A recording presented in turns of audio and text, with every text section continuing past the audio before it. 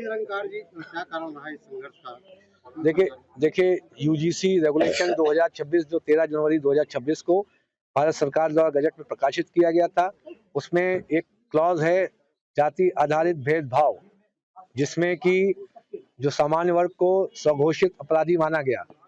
यह एक बहुत ही सोची समझी सुनियोजित साजिश के तहत ये यूजीसी के रेगुलेशन लाए गए थे 2027 के चुनाव को ध्यान में रखकर, क्योंकि केंद्र सरकार की लड़ाई राज्य सरकार से है और एक व्यक्तिगत लड़ाई आप जानते हैं कि माननीय मुख्यमंत्री जी से चल रही है।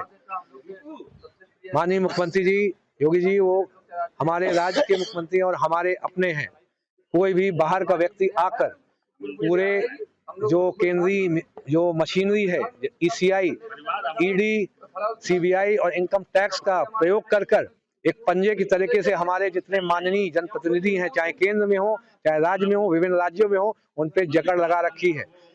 अगर वो थोड़ा सा भी अपना विरोध व्यक्त करते हैं तो इन पे इन 3 एजेंसीज के माध्यम से प्रताड़ना की जाती है। इसीलिए जब समर्थन होता है, जब ये इन दोनों जो सेंट्रल पार्टीज को समर्थन देते हैं तो सब कुछ सही हो जाता है। विरोध करते हैं तो इन पे अलग अलग तरीके से परेशान करते हैं।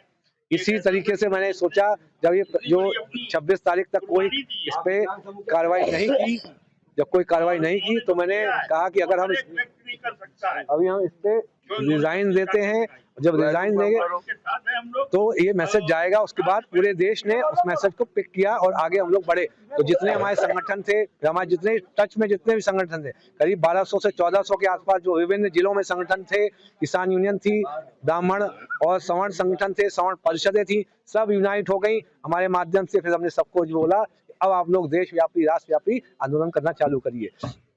अब एक नियत तिथि में जो देश का एक काला कानून है SC/ST एक्ट, उस अभी एक नियत तिथि से हम उनको 7 दिन का समय देंगे केंद्र सरकार को कि आप उस जो काले कानून SC/ST एक्ट को तुरंत से तुरंत उसको रिपील करें। तो एक जो पार्लियामेंट्री जो स्पेशल सेशन बुलाकर, यदि आपने नहीं किया तो पूरा देश दिल्ली की तरफ कूच कर रहा है और हम आपको चार्टर प्लेन से वापस गुजरात छोड़ के आएंगे। आप ये ध्यान रखिएगा, देश में आप अल्पमत में हैं, पूरा आपने राज्य की राष्ट्र की आत्मा पर हमला किया है।